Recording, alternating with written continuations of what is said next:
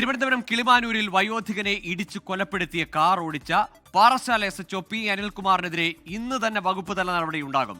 അനിൽകുമാറിനെതിരെ ജാമ്യമില്ലാ വകുപ്പ് പ്രകാരം കേസെടുക്കും. കാർ പോലീസ് കസ്റ്റഡിയിലെടുത്തു. വാഹനം ഓടിച്ചത് അനിൽകുമാറാണെന്ന് സ്ഥിരീകരിക്കുന്ന ചിത്രം 24 പുറത്തുവിട്ടിരുന്നു. 24 എക്സ്ക്ലൂസീവ് വിവരങ്ങളുമായി മനീഷ് മഹിബാൽ ചേരുന്നു തിരുവനന്തപുരത്ത് നിന്ന്. മനീഷ്, ഈ അപകടം നടന്നിട്ട് ഏതാണ്ട് ഒരാഴ്ചയാവുന്നു. അതിനുശേഷമാണ് ഇന്നലെ രാത്രി നമ്മൾ ഈ വാഹനം പോലീസുകാരന്റെ ഉടമസ്ഥതയിലാണ് എന്നത് വാർത്ത പുറത്തുവിടുന്നത്. ഇന്ന് കുറെ കൂടി വ്യക്തമായി ഈ വാഹനം ഓടിച്ചത് P അനിൽകുമാർ പാറശാല SHO എന്നത് വ്യക്തമാക്കുന്ന ചിത്രങ്ങളും പുറത്തുവിട്ടു. നേരത്തെ ഉടമ എന്ന നിലയിലായിരുന്നു പ്രതി ചേർത്തതെങ്കിൽ അതിനപ്പുറത്തേക്ക് ഗുരുതരമായ വകുപ്പുകൾ ഇയാൾക്കെതിരെ ചുമത്തില്ലേ? മാത്രമല്ല, ഒരു പോലീസുകാരനാണ്, ജനങ്ങളുടെ ജീവനും സ്വത്തിനും സുരക്ഷ ഉറപ്പുവരുത്തേണ്ട ഉദ്യോഗസ്ഥനാണ്.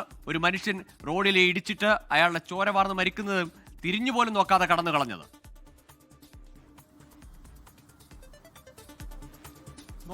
ഗോകുൽ സൂചിപ്പിച്ചതുപോലെ വലിയ കുറ്റവും അതുപോലെ തന്നെ തെളിവ് നശിപ്പിക്കലടക്കമുള്ള കാര്യങ്ങളാണ് ഈ ഉദ്യോഗസ്ഥൻ ചെയ്തത്. ഒരാഴ്ചയിലേറെ സമയമായി ഇത് സംബന്ധിച്ച് വാർത്തകൾ നേരത്തെ തന്നെ പുറത്തു വന്നതാണ്. ഒരു അജ്ഞാത വാഹനമിടിച്ച് വയോധികൻ മരിച്ചു എന്ന വാർത്തകൾ പുറത്തു വന്നത് സംബന്ധിച്ച് കിളിമാനൂർ പോലീസ് അന്വേഷണം ആരംഭിച്ചു എന്നതടക്കം വിവരം ഈ പോലീസ് ഉദ്യോഗസ്ഥന് ലഭിച്ചിട്ടും ഇത് സ്വമേധയാ അറിയിക്കാനുള്ളൊരു മനസ്സ് ഇദ്ദേഹത്തിന് ഉണ്ടായിരുന്നില്ല. പിന്നീട് കിളിമാനൂർ പോലീസിന്റെ അന്വേഷണത്തിലാണ് ഇദ്ദേഹം ഓടിച്ചിരുന്ന മാരുതി 800 വാഹനമാണ് ഈ അപകടം ഉണ്ടാക്കിയത്. വാഹനം അമിത വേഗത്തിലായിരുന്നു, അശ്രദ്ധയായി വണ്ടി ഓടിച്ച് ഇടിച്ച് തെറിപ്പിച്ച ശേഷം നിർത്താതെ പോയി എന്ന് കണ്ടെത്തി.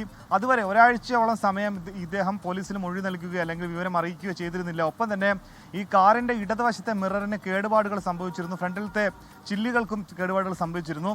ഇതൊക്കെ തന്നെ മറ്റൊരു വർക്ക്ഷോപ്പിൽ കൊണ്ടുപോയി ഇതൊക്കെ തന്നെ പരിഹരിക്കുകയും ചെയ്തു. അങ്ങനെ തെളിവ് നശിപ്പിക്കലടക്കമുള്ള വലിയ കുറ്റങ്ങൾ വകുപ്പുകൾ ചുമത്താം നിലവിൽ ഈ കേസിൽ.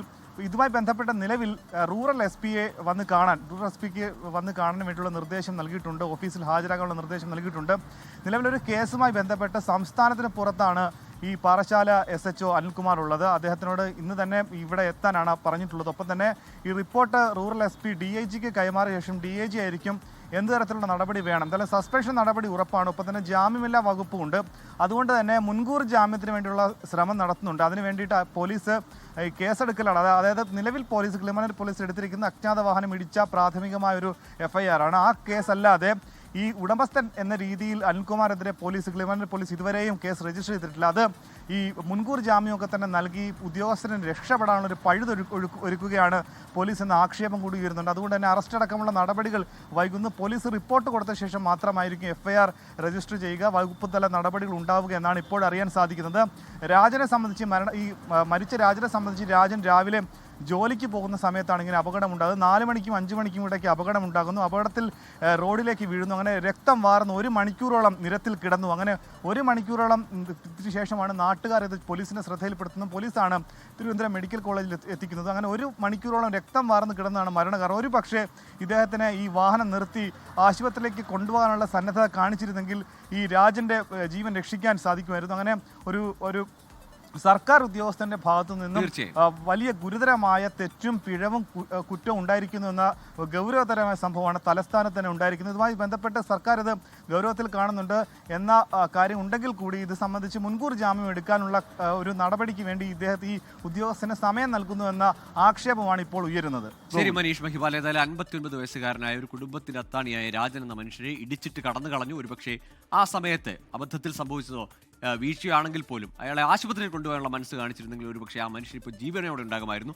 നിയമം പാലിക്കേണ്ട ഉദ്യോഗസ്ഥൻ, നിയമം അറിയാവുന്ന ഉദ്യോഗസ്ഥൻ ശ്രമിച്ചത് അത് മറച്ചു വെക്കാനും കുബുദ്ധി പ്രയോഗിച്ച് അത് വാഹനം വരെ അതിൻ്റെ കേടുപാടുകൾ പരിഹരിക്കാനും ഒക്കെയാണ് ശ്രമിച്ചത്. ഏതായാലും ഉദ്യോഗസ്ഥനെതിരെ നടപടി ഉണ്ടാകുമെന്ന കാര്യം ഉറപ്പാണ്. ലോകത്തെവിടെയായാലും ഏത് സമയത്തും 24 വാർത്തകളും ഓഗ്മെന്റഡ് റിയാലിറ്റി പാക്കേജുകളും എക്സ്പ്ലെയിനറുകളും വിശദമായി കാണാൻ ഞങ്ങളുടെ YouTube ചാനൽ നിങ്ങൾക്ക് സബ്സ്ക്രൈബ് ചെയ്യാം.